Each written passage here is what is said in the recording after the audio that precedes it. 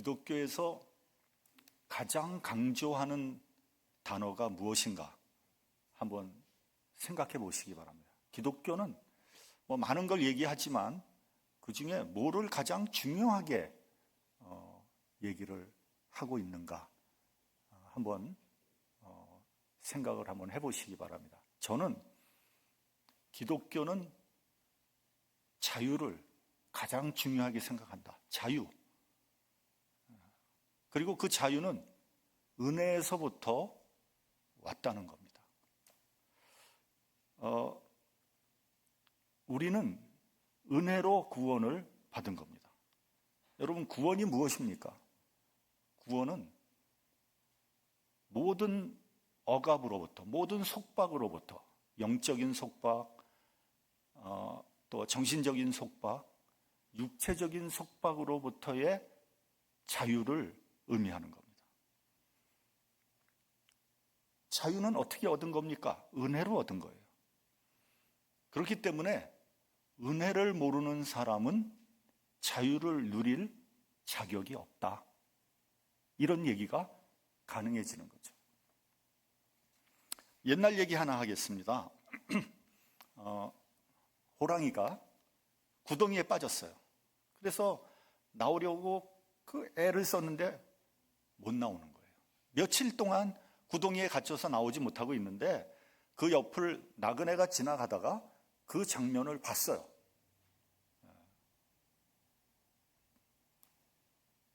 그랬더니 호랑이가 애원을 합니다. 여보시오, 나 좀 구해주세요. 내가 이 구덩이에서 도저히 빠져나오질 못합니다. 나그네가 불쌍하게 여겨서 호랑이를 구해줬어요. 호랑이가 이제 한숨 돌리고 나서 생각해 보니까 며칠을 굶었거든요. 배가 몹시 고파요. 그래서 그 나그네에게 미안하지만 내가 배가 몹시 고픈데 너를 좀 잡아 먹어야 되겠다. 아니, 내가 당신을 지금 호랑이를 구해줬는데 나를 잡아먹다니 이게 도대체 무슨 말입니까? 나그네는 억울하고 분했어요. 그래서 지금 이 문제를 누구한테 한번 재판을 받아보자. 그래서 소에게로 가져갔어요. 소. 그래서 이제 나그네가 아니, 내가 호랑이를 구해줬는데 이 호랑이가 나를 잡아먹겠다고 합니다. 이게 말이 됩니까? 그랬더니 소가 이렇게 말합니다. 인간은 원래 나쁩니다. 자기네들을 평생 써먹고 나중에는 잡아서 고기로 먹지 않습니까? 이 소가 호랑이 편을 드는 거예요. 그래서 이 나그네는 그러면 이 사건을 그럼 다른 사람한테 한번 다른 거한테 재판을 받아보자. 그래서 소나무에게 갖고 갔다는 거예요. 그래서 똑같은 얘기를 했어요. 소나무도 이렇게 말을 합니다. 인간은 원래 나쁜 존재입니다. 자기네들을 꺾어서 다 장작패서 쓰고 결국은 밑둥치를 확 잘라버리지 않습니까? 호랑이 편을 드는 거예요.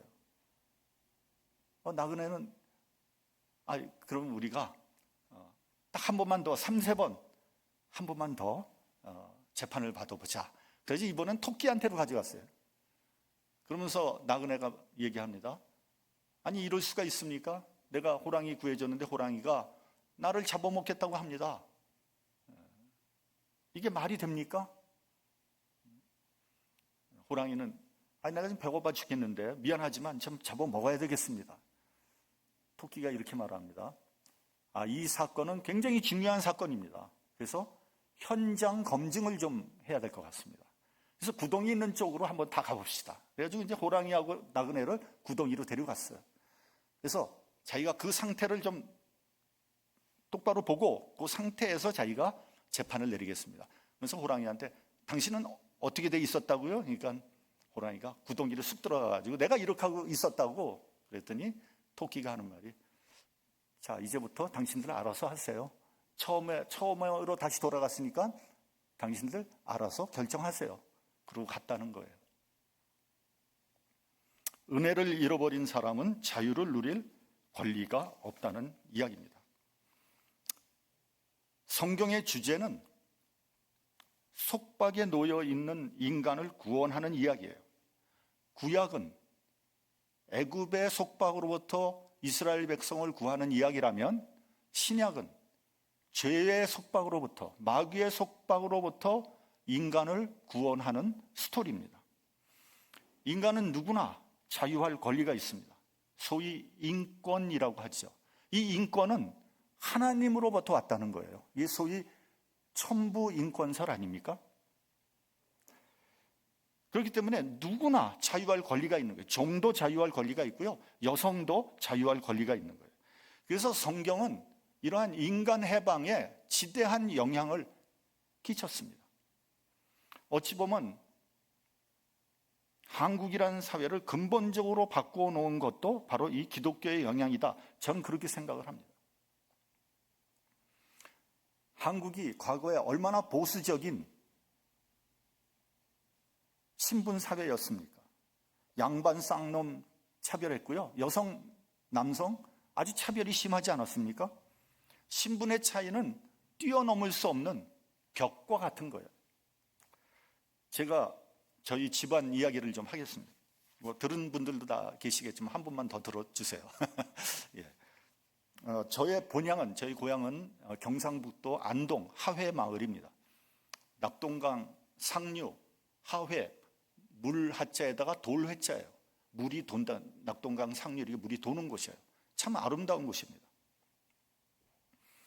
그래서 저희 집안을 통산 유씨 혹은 하회 유씨라고 합니다.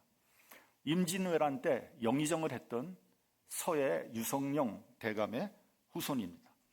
전통적인 양반 가문입니다. 하회 마을은 유씨 집성촌으로 한 600년 전부터 그 곳에 모여 살았다고 합니다. 그러나 정확하게 말하면 몰락한 양반 가문이에요. 그러니까 사색 당파에서 이 유성룡 대감이 남인에 속했기 때문에 권력의 중심부에서 밀려나와서 낙향을 하게 됐어요. 그리고 그 이후부터는 권력의 중심부에 들어가지 못해서 벼슬을 제대로 하지 못했습니다. 저희 할아버지는 6형제의 맏아들이었어요. 그러니 그 집안에서 얼마나 총망을 받았겠습니까? 저희 할아버지가 향시, 고향에서 보는 향시를 보고 과거 대과를 보려고 그랬는데 그때 조선이 일본에게 망해서 더 이상 과거 제도가 없어졌어요. 그래서 저희 할아버지는 어쩔 수 없이 이제 서울로 한양으로 와서 보성 전문에 입학을 하셨습니다. 그러니까 보성 전문의 거의 초창기입니다. 1회, 2회 뭐 이 정도 될 거예요. 그래서 서울에 계시다가 어떻게 저희 할머니를 만나게 됐어요. 어떻게 만났는지 몰라요. 하여튼 저희 할머니를 만나게 돼서 연애를 하셔서 결혼을 하게 됐어요. 그 옛날에. 근데 저희 할머니는 평민 출신입니다. 그러다가 원래 조선시대 궁녀로 들어갔어요. 궁녀. 그래서 그러나 조선이 망하면서 궁녀도 다 궁에서 나오게 됐어요. 원래 궁녀는 한 번 들어가면은 죽을 때까지 못 나오는 거거든요. 근데 조선이 망하니까 더 이상 궁녀가 필요 없는 거죠. 그 대부분 해방이 됐어요. 궁녀로 이제 일반인으로 나오게 됐습니다. 그 저희 할아버지하고 어떻게 만나서 결혼을 하게 됐어요. 그래서 이제 할아버지 할머니가 그 안동 하회 마을로 가서 저희 증조 할아버지를 앞에서 인사드릴 거 아닙니까? 근데 저희 증조 할아버지가 받아들이질 않았어요. 어디 상놈이 양반집 문지방을 넘느냐 내쫓았어요. 그래서 하인들이 사는 행랑방으로 내쫓아버렸어요. 저희 할머니는 평생을 저희 시집에 인정을 받지 못했습니다. 그것이 한이 되셨어요. 그래서 저희 할머니의 유언은 내가 죽어도 안동 선산에 묻힐 수 없다. 나를 다른 데로 묻어다오. 그래서 저희 할아버지 할머니를 저 경기도 마석에 있는 모랑공원에 모셨습니다. 근데 그 후손들이 다 미국에 가서 살고 있는 거예요. 저희 아버지 식구, 우리 식구, 그다음에 저희 작은아버지 식구 다 LA에 있거든요. 누가 산소를 돌보겠습니까? 그래서 제가 몇 년 전에 한국에 나갔을 때 가서 산소를 가봤더니 뭐 봉분이 다 무너지고 뭐 형편없는 거예요. 이거 도저히 안 되겠다. 그래서 결국은 할 수 없이 제가 그 한욱이 아빠한테 전화를 해서 우리 할아버지 할머니를 좀 그쪽으로 옮겨라, 선산으로. 그래서 글로 옮겼습니다. 무슨 말이냐? 신분의 차이를 그 당시만 해도 벗어나질 못한 거예요. 인간의 인권은 반드시 지켜져야 합니다. 그 무엇도 인간의 권리를 제한할 수 없습니다. 지금 중국에는 많은 탈북자들이 북송을 기다리고 있어요. 아시안 게임이 끝나고 난 다음에 득달같이 중국은 600명의 탈북자들을 북한으로 보냈다는 거예요. 한 2천여 명이 더 붙잡혀 있는데 이 사람들도 순차적으로 북한으로 갈 거 아닙니까? 이 사람들은 북한에 가면은 최소한 정치범 수용소로 가든지 아니면은 더 심하면 사형을 당할 수도 있는 거예요. 누가 이들의 인권을 지켜줄 수 있겠습니까? 우리 한국 정부가 나서야 되고요. 국제사회가 목소리를 높여야 되는 거예요. 그러나 여러분, 아무리 인권이 중요하다고 해도 무한정 누릴 수는 없는 겁니다.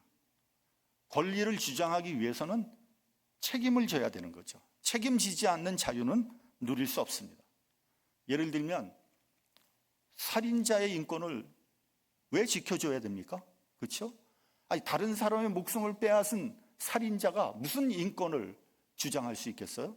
그래서 미국에서는 이 살인자들의 사진을 그냥 TV에 그냥 공개합니다. 근데 한국에서는요, 살인자들도 인권이 있다고 공개를 안 해요.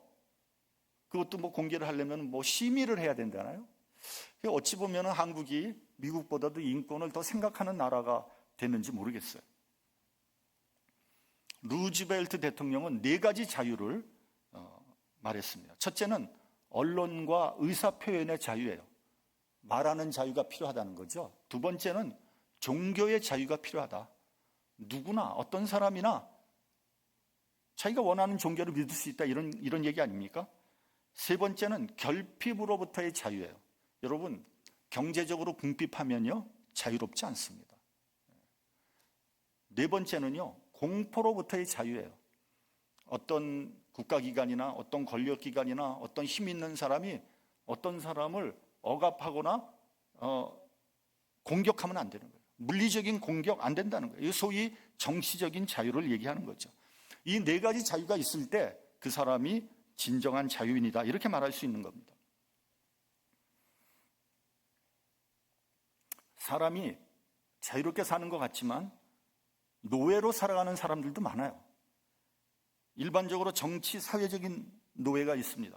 제가 그냥 이건 뭐 누구한테 들은 얘기예요. 누구한테 들었는지 기억이 잘 안 나요. 근데 무슨 얘기냐면 인도 사람들은 미국 대학에 유학을 오면 룸메이트를 같이 하지 않는다는 거예요.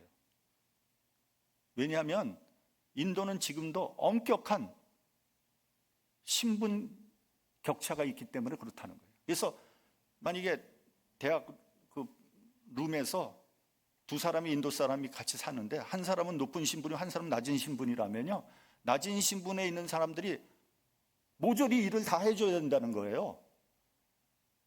청소하는 거, 빨래하는 거, 밥 짓는 거, 잔심부름까지. 신분 높은 사람은 아무것도 안 한다는 거예요. 대학에서도. 미국까지 와서 얼마나 억울한 일입니까? 그래서 절대로 같이 살지 않는다는 거예요. 미국은 뭐 노예제도가 공식적으로 철폐가 됐지만 아직도 사회 계층적인 차별은 엄연히 존재한다고 생각합니다. 흑인이나 히스패닉 사람들이 뭐 힘들고 더럽고 힘든 일은 도맡아 하지 않습니까? 여러분들 뭐 집에 잔디 누가 깎아요? 거의 100% 히스패닉들이 깎지 않습니까? 어찌 보면 현대판 노예란 말이죠. 그리고 인정하고 싶지 않지만 우리 동양인들도 사실은 미국에서 하층민으로 살고 있는 거 아닙니까? 둘째로는 죄의 노예가 있습니다. 죄를 짓는 자마다 노예가 되는 거예요. 죄인에게는 자유가 없습니다. 양심의 자유가 없고요. 도덕적인 자유도 없습니다. 셋째는 율법의 노예가 있어요. 율법에 얽매여서 살아가는 사람들이 있습니다. 성경에서 보면 바리새인과 서기관 이런 사람들 아니겠습니까? 그런데 현대에도 율법의 노예로 살아가는 사람들이 꽤 많이 있다는 거죠. 하나님을 믿으면서도 혹시 내가 율법을 어기지는 않는가? 노심초사하는 사람들이 있어요. 우리가 예수를 믿으면서도 내가 하나님의 뜻대로 살지 않는 거 아닌가? 하나님의 법에 어긋나지 않나? 두려워하고 염려하면서 사는 사람들이 있다면 그 사람은 율법의 노예예요. 성경은요, 율법의 노예에 대해서 철저하게 경계하고 있어요. 여러분, 이 말을 오해하면 안 됩니다. 여러분, 율법을 지키지 말라는 얘기가 아니에요. 그렇다고 율법을 다 지키라는 얘기도 아니에요. 율법 다 지킬 수 없습니다. 율법 안 지키면 또 안 돼요. 그럼 이게 도대체 뭐 하라는 얘기입니까? 율법을 완성하는 법이 뭡니까? 사랑이라는 거죠. 사랑을 하라는 거예요. 그게 율법을 지키는 가장 좋은 방법이에요. 내가 사랑하기 힘든 사람, 미운 사람, 이 사람들도 내가 사랑하려고 노력하라는 거예요. 그게 율법 지키는 거예요. 그래서 네 번째는 사랑의 노예가 있습니다. 이건 스스로 기쁨으로 섬기는 사람이에요. 주님의 사랑으로 성도들을 섬기고 교회를 섬기는 사람이 있다면 그 사람은 사랑의 종이고 진정한 자유인이에요. 누가 섬기라고 강요하지 않습니다. 주님의 사랑을 생각하면서 기쁨으로 자발적으로 봉사하고 헌신하는 사람이에요. 누가 보든지 말든지, 누가 알아주든지 말든지, 이름도 없이 빛도 없이 기쁨으로 섬기는 사람이 있다면 그 사람이 사랑의 종이에요. 그리고 진정한 그리스도인이죠. 성경은 하나님의 구속사입니다. 하나님께서 인간을 어떻게 해방시켜 주셨는지, 그리고 그 자유를, 그 어렵게 얻은 자유를 어떻게 지킬 수 있는지를 보여주는 책이에요. 그 대표적인 예가 바로 출애굽 사건입니다. 이스라엘 백성이 애굽으로부터 구원받은 이 출애굽 사건이야말로 하나님의 은총의 결정적인 계시입니다. 우리가 알다시피 요셉을 비롯한 야곱의 70명의 그 족속들은 애굽 왕 바로로부터 VIP 대접을 받았습니다. 특권을 누리면서 고센 땅에서 귀족 대우를 받았습니다. 그러나 요셉 가족을 우대하던 애굽의 왕조가 무너지고 새로운 왕조가 들어서면서 이스라엘 후손들은 학대를 당하게 되죠. 그러다 결국 이스라엘은 종으로 전락하게 되었으며 고난을 겪게 됩니다. 성경은 하나님께서 어떻게 이스라엘을 해방시켰는지 자세하게 말씀하고 있습니다. 여러분, 우리가 좀 기억해야 될 것은 이스라엘이 스스로의 힘으로 자유하게 된 것이 아니에요. 이스라엘은 그럴 능력이 없었습니다. 그냥 놔두면 영원히 노예로 살 수밖에 없는 사람들이 그 사람들이었어요. 그런 이스라엘의 모습을 우리가 한번 생각해 보면 이런 겁니다. 허물과 죄로 죽었던 너희를 살리셨도다. 하나님께서 살리셨도다. 여기서 허물과 죄로 죽었다는 것은 인간의 죄인된 상태를 표현한 거예요. 하나님과 완전히 단절된 상태, 타락해서 도무지 새롭게 될 수 없는 그런 상태를 의미하는 겁니다. 허물과 죄로 죽었다고 했어요. 죽을 뻔했다 이런 얘기가 아니에요. 죽을 수밖에 없었다 이런 얘기가 아니고요. 완전히 죽었다는 거예요. 희망이 없는 상태라는 거죠. 이스라엘이 바로 그런 상태였어요. 희망이 없는 상태. 켈빈은 그러한 인간을 전적인 타락 이렇게 표현을 했습니다. 돌이킬 수 없는, 바꿀 수 없는, 새로워질 수 없는 전적인 타락, 그러한 인간이 바로 이스라엘 사람이라는 거죠. 출애굽기 1장을 보면 이스라엘 족속은 혹독한 노예 생활을 합니다. 그 전에도 힘들었지만 갈수록 그 강도가 점점 세지는 거예요. 애굽인들은 더 어려운 고역을 부과함으로써 이스라엘 사람들을 괴롭혔어요. 흙 이기기, 벽돌 굽기, 벽돌에다 집도 주지 않고 니네들이 집을 구해다가 구워라, 이런 것들, 농사 짓기, 여기다 플러스 국고성 비돔과 람셋을 건축하게 합니다. 아마도 지금 우리가 이집트에 가서 보는 피라밋과 그 외에 어마어마한 건축물이 아마도 이스라엘 사람들이 동원됐을 거예요. 여러분, 로마에 가면은 콜로세움 경기장 있잖아요. 그것도 유대인들이 지었다는 거 아닙니까? 유대인들 노예들이. 그런 고역 속에서도 이스라엘 백성들은 날로 번창해 갔어요. 그래서 애굽 왕이 고민을 하면서 이런 명령을 내리죠. 이스라엘 여자가 아기를 낳거든 사내 아이는 죽여버리고 여자아이는 살려둬라. 그러니까 이스라엘 족속 말살 작전이죠. 상상할 수 없는 고통을 당하게 됩니다. 이런 상황에서 출애굽이 시작되는 거예요. 도저히 더 이상 견딜 수 없을 때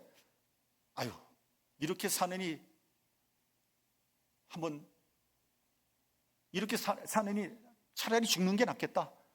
근데 죽더라도 한번 자유를 한번 찾아보자. 이런 생각이 나는 거예요. 소위 자유의식이라는 것이 생기게 되었다는 거죠. 여러분, 자유의식은요, 쉽사리 생기는 것이 아닙니다. 인간은 본래 환경에 적응하는 존재거든요. 노예라도요, 그냥 먹고 살 수 있으면 들고 일어나지 않습니다. 그냥 노예로 그냥 사는 거예요. 평생 노예로 살게 돼 있는 거예요. 그런 속성이 인간에게 있는 거예요. 그걸 노예 체질이라고 그러죠. 현실에 안주하는 겁니다. 그렇지만 무섭고 끔찍한 극심한 학대를 받으면 내가 죽음을 불사고 내가 자유롭게 한번 살아보자, 이런 생각이 나는 거예요. 그래서 죽음이 아니면 자유를 달라, 이런 얘기가 거기서 나온 거거든요. 차라리 죽더라도 내가 자유를 한번 얘기해보고 싶다, 이런 얘기 아닙니까? 일본이 우리 조선을 강제로 병합하고 난 다음에 처음으로 한 것이 강력한 철권 통치입니다. 그러니까 말 안 들으면 무자비하게 잡아서 때리고 고문하고 죽였습니다. 그래서 터져나온 게 뭐냐? 3.1운동이에요. 불과 9년 만에 더 이상 이렇게 못 살겠다, 터져나왔어요. 물론 이제 외적으로는 미국 윌슨 대통령의 민족 자결주의도 있었고, 그때 또 마침 고종의 장례식도 있었지만 3.1운동은 그동안 무자비한 철권 통치에 대한 참았던 분노가, 울분이 터져 나온 거예요. 근데 더 이상 못 참겠다, 우리가 독립을 한번 해보자, 이런 3.1운동이 전 국가로 퍼졌어요. 일본 사람들은요, 깜짝 놀랐어요. 어이쿠, 이렇게 하면 안 되겠구나. 이들에게 유화 정책을 좀 펴야 되겠다. 그러면서 한편으로는 문화 정책이란 걸 쓰기 시작했어요. 신민주의 역사 사상 교육을 강화시켰어요.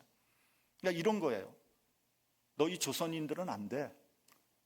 너희들은 독립적으로 살 수 없는 족속이야. 의존해야지만 살 수 있는 사람들이야. 너희들은 서로 맨날 분열하고 당파 싸움이나 하는 그런 족속이야. 우리 그런 얘기 가끔 하잖아요. 우리나라 사람들은 단결이 안 돼요. 그게 도대체 그 말이 어디서 나온 겁니까? 왜 단결이 안 됩니까? 말도 안 되는 얘기예요. 일본이 다스리니까 오히려 너희들에게 유익이야. 너희는 안 돼. 너희는 엽전이야. 냄비처럼 끓었다 금방 식는 족속이야. 이런 아주 악한 그런 사상을 집어넣었어요. 그래서 스스로 비하하게 만들고 패배의식에 사로잡히게 했어요. 그래서 정신적으로 노예화 시킨 거죠. 그래서 우리 부모님 세대에는 이제 조금 좀 살기 어려우고 그러면 이런 얘기를 주로 했어요. 그래도 일제시대 때가 좋았다. 우리 나이 때는 그런 얘기 많이 들었어요. 우리 부모님들이. 근데 제가 일부 예배 때 젊은 사람한테 물어봤더니 그런 얘기 한 번도 못 들어봤다는 거예요. 최희선 집사님 들어보셨어요? 못 들어봤잖아요. 이거 봐. 저하고 뭐 나이 차이가 몇 년이나 난다고. 근데 우리 정영희 권사는 다 들어봤잖아요. 그렇죠? 그런 소리 많이 들었죠. 그래도 일제시대 때가 좋았다. 일본 사람들은 신사였어. 뭐 이런 말도 안 되는. 그리고 일본 사람한테 눌려 살던 때를 그리워했단 말이에요. 이건 완전히 노예의식에 쩔은 거예요. 여러분, 이스라엘 백성들을 한번 보십시오. 그들은 400년간 노예 생활을 했어요. 그렇게 고생을 했는데 불구하고 광야에 나와서 조금 고생하고 좀 힘드니까 뭐라 그랬어요? 아유, 우리가 그래도 애굽에 있을 때가 좋았지. 애굽으로 돌아가자. 그랬다는 거 아니에요? 민수기 11장을 보면요, 이스라엘 자손들이 울면서 이렇게 말합니다. 누가 우리에게 고기를 주어 먹게 할꼬? 야, 고기 못 먹었다고 울 것까지는 없잖아요. 그리고 또 계속해서 이렇게 말합니다. 우리가 애굽에 있을 때는 값없이 생선과 외와 수박과 부추와 파와 마늘 뭐 이런 것 뭐 마음껏 먹었는데 이제는 우리 정력이 쇠약하되 이 만나 외에는 보이는 것이 아무것도 없도다. 야, 이게 뭐 못 나도 이 정도 못 나면 곤란하죠. 평생 노예로 살 수밖에 다른 방법이 없는 거예요. 그 다음엔 기적입니다. 기적. 출애굽은요, 하나님의 주권적인 역사였어요. 애굽에 내려진 10가지 재앙, 그리고 홍해를 가르는 사건. 애굽 군대는 홍해 바다에 수장시키고 이스라엘 사람들은 홍해 바다를 건너서 자유를 얻게 된 그런 사건. 여러분, 그런 모든 사건에서 어느 것 하나 이스라엘 백성이 한 것은 하나도 없어요. 이스라엘에게 주어진 자유, 이것은 모두 하나님께서 이루신 기적입니다. 그리고 40년 동안 광야 생활이 있었습니다. 이들이 애굽에서 나와서 뭐 바로 젖가꿀이 흐르는 가나안 땅으로 들어간 것이 아닙니다.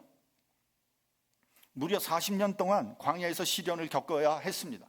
이 광야 생활을 통해서 애굽에서 배운 그 못된 습관들, 우상 숭배, 잘못된 믿음, 세상적인 문화, 노예 근성, 이런 것들을 완전히 정리하고 가나안 땅으로 가야 했습니다.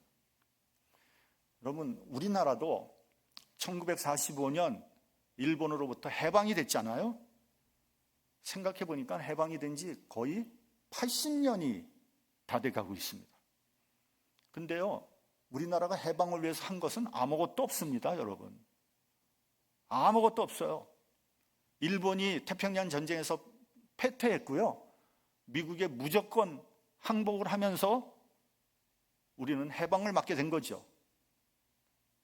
하나님의 주권적인 역사였고 하나님의 은혜입니다.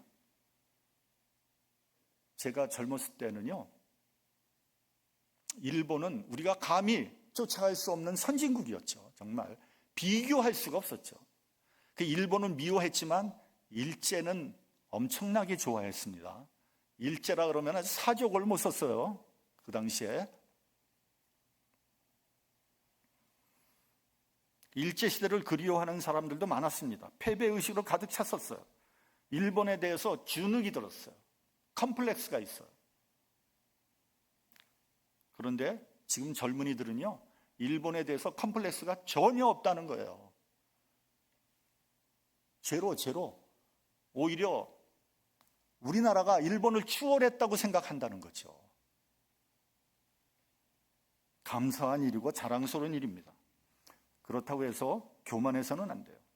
과거를 잊어서도 안 됩니다. 그렇다고 뭐 어두운 과거를 생각하고 뭐 패배의식에 사로잡히란 말이 아니에요. 오히려 종되었던 우리를 해방시켜 주시고 자유를 허락하신 하나님의 은혜를 잊지 말라는 거예요. 은혜에 합당한 삶을 살라는 거예요. 하나님께서 은혜를 주셨으니 그 은혜에 걸맞는 삶을 살아야 되지 않겠습니까? 내가 혹독한 고난에서 자유함을 얻었으니 내 이웃을 사랑하고 어려운 이웃을 도우라고 한 거예요. 우리 본문 18절을 같이 봉독하겠습니다. 본문 18절.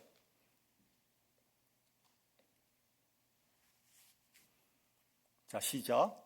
너는 애굽에서 종 되었던 일과 내 하나님 여호와께서 너를 거기서 속량하신 것을 기억하라. 이러므로 내가 네게 이 일을 행하라 명하노라. 그래서 그 뒤를 보면 추수할 때 일부를 남겨두라는 거예요. 그래서 객과 고아와 과부를 먹고 살게 하라. 감람나무 열매를 딸 때나 포도를 딸 때도 다 따지 말아라. 그래서 불쌍한 사람들 먹고 살게 해주라. 이런 얘기예요. 왜냐하면 유대인들도 애굽에 있을 때 종살이를 하면서 고통당했기 때문입니다. 너희도 억울함과 학대를 당하지 않았느냐? 그러므로 다른 사람 억울하게 하지 말고 학대하지 말라는 거예요. 너희들도 종 되었을 때 얼마나 혹독한 고통을 당했느냐? 그러므로 너도 그 일을 기억하면서 내 종을 해방시키라는 거예요. 지금 이스라엘과 팔레스타인이 전쟁을 하고 있습니다. 지금 이 전쟁이 어떻게 전개될 것인지, 어떤 일이 벌어질지 아무도 모릅니다. 중동 지방에 전쟁의 검은 구름이 뒤덮이고 있어요.